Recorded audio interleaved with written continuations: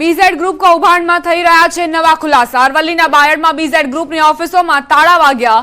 CID ક્રાઇમના દરોડા બાદ 7 દિવસથી ઓફિસ બંધ। છેલ્લા 7 દિવસથી ઓફિસને તાળા મારી એજન્ટો ફરાર થયા।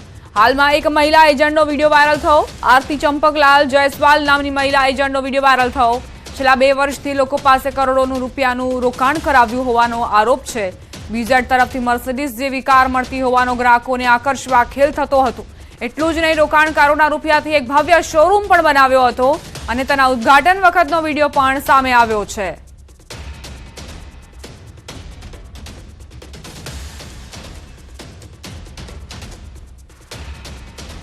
સમાચાર સાબરકાંઠાથી સીઆઈડી ક્રાઇમની હિંમતનગરમાં તપાસ। બીઝેડ ગ્રુપના એજન્ટ ધવલ પટેલના ઘરે તપાસ। ધવલ પટેલના ઘરમાં સીઆઈડી ક્રાઇમે તપાસ કરી। એજન્ટ ધવલ પટેલ હાલ ભૂગર્ભમાં છે।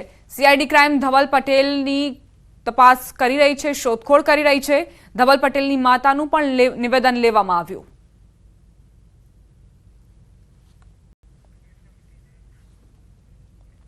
બીઝેડ ગ્રુપ પર સીઆઈડી ક્રાઇમના દરોડા બાદ બીઝેડના સીએનું નિવેદન। ઋષિત મહેતાએ મીડિયા સમક્ષ પોતાનું નિવેદન આપ્યું। તેમણે કહ્યું કે બીઝેડની પોન્ઝી સ્કીમ મામલે અજાણ છું, માત્ર બીઝેડના એક ક્લાયન્ટ તરીકે જ કામ કરતા હતા। તો સીએ પોતાનો બચાવ કર્યો છે। તેમણે કહ્યું કે પોન્ઝી સ્કીમ વિશે તેમને કોઈ જ ખ્યાલ નથી, કોઈ જાણકારી નથી, માત્ર બીઝેડના એક ક્લાયન્ટ તરીકે જ હું કામ કરતો હતો। હવે આ નિવેદનમાં કેટલી સત્યતા છે તે તપાસનો વિષય છે।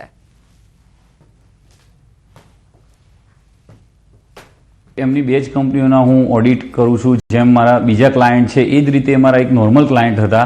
એના સિવાય બીજું કોઈ જ વિશેષ જાણકારી મારી પાસે નથી કે એ ક્યાં શું કરતા હતા, કેવી રીતે વહીવટ કરતા હતા। બીજી કોઈ જ માહિતી મારી પાસે નથી। માત્ર બે કંપનીનું ઓડિટ મારી પાસે હતું અને જે રીતે એમનો કોઈ નોર્મલ સીએ વર્ક કરે અને એ મારા ક્લાયન્ટ હોય એ જ રીતનો મારો રિલેશન હતો। કોઈ પર્સનલ કે એવો કોઈ જ રિલેશન ન હતો।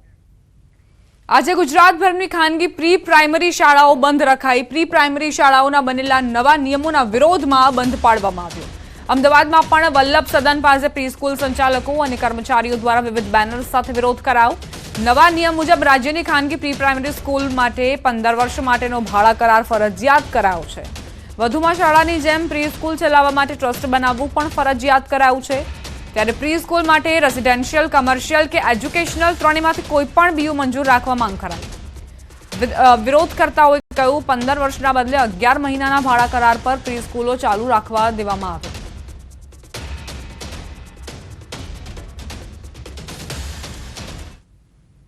અમારી પ્રી સ્કૂલો વારંવાર રિક્વેસ્ટ કરવા છતાં સીએમ સાહેબ, ડિંડોર સાહેબ, પાનસેરિયા સાહેબને જે નવી રજિસ્ટ્રેશન પોલિસી આવી છે વારંવાર રિક્વેસ્ટ કરી છે, પણ એમના તરફથી કોઈ જવાબ આવ્યો નથી। તો આજે અમે સમગ્ર ગુજરાતની પ્રી સ્કૂલો બંધ રાખવાનો એલાન કર્યો હતો, જે બંધ રહી છે અને આજે એના અગેન્સ્ટ માટે એમને રિક્વેસ્ટ કરવા માટે અહીંયા અમે ભેગા થયા છીએ। દરેકને ખબર છે કે બીયુ છે, એની પછી ભાડા કરાર છે, ત્રીજો મુદ્દો આવે છે ટ્રસ્ટ। હવે એના માટે પ્રોપ્રાઇટરશિપ કે દરેક લીગલ ફોર્માલિટી સાથે જ આ બધી પ્રી સ્કૂલો ચાલે છે। ક્યાંય પણ એવું નથી કે કોઈ ઓફિશિયલી ના ચાલતું હોય એવી કોઈ જગ્યા નથી।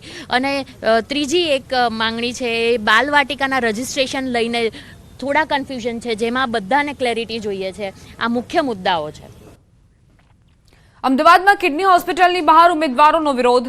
2023ની વેકેન્સી પડી તેમ છતાં ભરતી ન કરાયાનો આરોપ મુકાયો।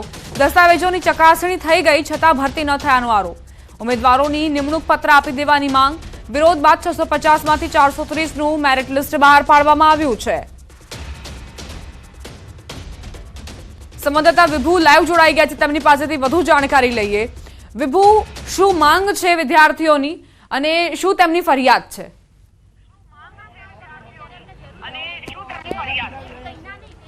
અમદાવાદના સિવિલ હોસ્પિટલ કેમ્પસમાં આવેલી કિડની હોસ્પિટલ છે કે જે 2023માં નર્સિંગ માટેની વેકેન્સી છે તે બહાર પડી હતી અને જે ઉમેદવારો છે તેમને ફોર્મ ભરી દીધા હતા, ફી ભરી દીધી હતી અને ત્યારબાદ જે વેરિફિકેશન છે દસ્તાવેજનું તે પણ કરી દેવામાં આવ્યા હતા। પરંતુ 2024 પૂર્ણ થવા આવ્યું છે તેમ છતાં ભરતી પ્રક્રિયા છે તે કરવામાં આવી નથી અને તેને લઈને જ અત્યારે વિરોધ પ્રદર્શન છે તે કરી રહ્યા છે। છેલ્લા 24 કલાકથી આ લોકો છે કિડની હોસ્પિટલની બહાર છે બેઠા છે। બેન, આપનું નામ? રોમી। શું ડિમાન્ડ છે તમારી? બસ અમને અમારે નિમણૂક પત્ર હાથમાં આપો, બસ બીજું કંઈ નહીં। અને જેટલી વેકેન્સી છે એટલી જ કમ્પ્લીટ પૂરેપૂરી કરો। જે 430 કાઢેલી છે એને એના જગ્યાએ 650 પૂરેપૂરી થવી જોઈએ અને જે ડિસ્ક્વોલિફાઈડ કરેલા છે ડિસ્ક્વોલિફાઈડ નહીં અને એનું અમને સાચો જવાબ આપવો જોઈએ કે શા માટે ડિસ્ક્વોલિફાઈડ કરેલા છે. આખા અમારી સખત કાલના દિવસની મહેનતના કારણે અને મેરિટ લિસ્ટ બહાર પાડ્યું, 2 વર્ષ થયા, હવે એનું મેરિટ લિસ્ટ બહાર પાડ્યું, એમાં બી ધાંધિયાવાડા કરેલા છે કે જે પાસ થયેલા છે માંડ આટલી નોકરી ધંધા બધું છોડીને, પ્રાઇવેટ નોકરી છોડીને પાસ થયા, મહેનત કરી અને હવે છેલ્લા મેરિટ લિસ્ટમાંથી અમને કાઢી મૂકે છે, ડિસ્ક્વોલિફાય કરે છે. એનું રીઝન કંઈ નહીં કે નોન ક્રિમિનલ તમારું નથી સબમિટ કરેલું. મને મેઇલ પણ આવેલો છે ઓલરેડી, જ્યારે ડોક્યુમેન્ટ વેરીફાઈ થયા ત્યારે એને આપેલું છે નોન ક્રિમિનલ, ત્યારે એ ઓકે કહે છે, તો ત્યારે જ એને નથી કહેવાતું કે ભાઈ તમારું ક્લિયર નથી. અને પછી મેઇલ આવે છે થોડા દિવસમાં કે તમારું જે આગળનું નોન ક્રિમિનલ છે એને સબમિટ કરાવો. તો 2 દિવસમાં મેં એને મેઇલ કરીને આપેલો છે અને ઇવન ઓફલાઈન અહીંયા આવીને હું સબમિટ કરાવીને ગયું, છતાં બી મને ડિસ્ક્વોલિફાય કરેલી છે. તો પાસ થવાનો મતલબ શું? તમે શું કહી રહ્યા છો? છેલ્લા 24 કલાકથી બેસી રહ્યા, મેનેજમેન્ટ સાથે વાત થઈ છે? કાલ સવારના 8 વાગ્યાના અહીંયા આવ્યા છીએ. હજી 8 વાગ્યા, આજે 24 કલાકથી અમે અહીંયા જ છીએ. રાત્રે બી અમે અહીંયા જ હતા. આજે સવારે ફ્રેશ થવા જઈએ બહાર ગયા તો એ લોકોએ ગેટની અંદર અમને જવા દેતા નથી. અને 1156ની વેકેન્સી છે. અમારે અત્યારે એટલું જ કહેવું છે કે 1156ની વેકેન્સીને જલ્દીથી જલ્દી નિમણૂક પત્ર આપવામાં આવે. અને એ લોકોએ 650માંથી જે 430 સીટ કરી છે એમાં 650ની વેકેન્સી થવી જોઈએ. અને સાંજે એ લોકોએ જે મેરિટ લિસ્ટ બહાર પાડ્યું એમાં બી ધાંધિયા વેડા કર્યા છે. એમાં બી અમુક લોકોને ડિસ્ક્વોલિફાઈડ કરી દીધેલા છે. એ ડિસ્ક્વોલિફાઈડ કર્યા છે કોઈ પણ રીઝન વગર, એનો બી અમને ન્યાય મળવો જોઈએ. તો ન્યાય માટેની માંગ કરી રહ્યા છે વિદ્યાર્થીઓ પણ અહીં બેઠા છે કે 24 કલાકથી મેનેજમેન્ટ દ્વારા કોઈ જવાબ આપવામાં નથી આવતો. આગળ તમારા શું પગલાં રહેશે? કારણ કે છેલ્લા 24 કલાકથી મેનેજમેન્ટ સાથે વાતચીત કરવામાં તમને શું સામે રિપ્લાય આપ્યો છે? અમે મેડમ જ્યારે ડોક્યુમેન્ટ વેરિફિકેશન થઈ ગયું એનો 5 મહિના જેટલો સમયગાળો વીતી ગયો, પછી કોઈ પણ ભરતી પ્રક્રિયામાં ડોક્યુમેન્ટ વેરિફિકેશન થઈ જાય એટલે ઉમેદવારની આશા હોય કે જલ્દીથી ફાઇનલ મેરિટ લિસ્ટ આવે અને નિમણૂક મળે. તો એ માટે અમે અહીંયા શાંતિપૂર્ણ રીતે પહેલાં અમે 5-7 લોકો જ આવતા રજૂઆતો કરવા માટે કે કોઈ આવી રીતે અમે ભેગા થવું નથી, આપણે થોડા ઉમેદવારો ભેગા થઈ અને રજૂઆત કરીએ. પરંતુ એ વખતે અમને બસ લોલીપોપ આપવામાં આવતો કે મહિના પછી આવશે, 2 મહિના પછી આવશે, 15 દિવસ પછી આવશે. પરંતુ એ કાંઈ ન થયું અને અંતે પછી અમે બધા ઉમેદવારોને અમારો હક માગવા માટે ભેગું થવું પડ્યું છે. પરંતુ ફાઇનલ મેરિટ લિસ્ટ જાહેર કર્યું છે એમાં પણ ઘણી ક્વેરી આવેલી છે, ઘણા બધા ઉમેદવારોનો ક્વેરી આવેલી છે ફાઇનલ મેરિટ લિસ્ટમાં, અને એમાં પણ 650માંથી 430 જગ્યા કરી દેવામાં આવી છે. અને સ્ટાફ નર્સની પ્રોસેસ હજી પૂરી થવાના આરે તો ન કહેવાય, જોકે એમાં પણ અન્યાય થયો છે. પણ આવી તો બીજી હજી 30 કેડર છે. 650 સ્ટાફ નર્સની જગ્યા એ સિવાય ટોટલ 1156ની ભરતી છે. તો બીજા ઉમેદવારોનું ફાઇનલ મેરિટ લિસ્ટ ક્યારે આવશે? બધી બહુ અનિશ્ચિતતાઓ છે. આમાં એમને સ્ટાફ નર્સમાં જગ્યાઓ ઘટાડી છે તો બીજી કેડરમાં પણ આ લોકો ઘટાડી શકશે. એટલે અમારી સાથે બહુ અન્યાય થઈ રહ્યો છે મેડમ. અમારી એક જ વિનંતી છે, શાંતિપૂર્ણ વિનંતી છે. અમે અહીંયા કોઈ પણ હોબાળો કરવા માટે આવ્યા નથી. બસ અમારો નિમણૂક પત્ર જોઈએ છે. અમારે પણ લોકોની સેવા કરવી છે. ફી ભરી હતી તમે? કેટલી ભરી હતી મેડમ? 1,000 રૂપિયા ફી ભરી હતી. ગુજરાતમાં કોઈ પણ ભરતી પરીક્ષામાં આટલી બધી ફી હોતી નથી. અમે 1,000 રૂપિયા ફી ભરીને પરીક્ષા આપી છે. અને અમારી પરીક્ષા ગુજરાત ટેકનોલોજીકલ યુનિવર્સિટી દ્વારા લેવામાં આવી હતી. તો ગુજરાતમાં કોર્પોરેશનમાં જે ભરતીઓ થાય છે એની પણ ગુજરાત યુનિવર્સિટી એ બધા દ્વારા જ પરીક્ષાઓ લેવામાં આવે છે.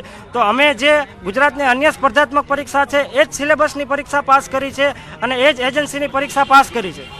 તો ન્યાય માટેની છે તે આ લોકો માંગ કરી રહ્યા છે, બહાર બેઠા છે. જો કે મેનેજમેન્ટ દ્વારા કોઈ જવાબ નથી આપવામાં આવ્યો. 650ની જગ્યાએ 430નું જ મેરિટ બહાર પાડ્યું છે અને તેને લઈને જ અત્યારે વિરોધ છે તે વિદ્યાર્થીઓ કરી રહ્યા છે. આભાર વિભુ જાણકારી આપવા માટે.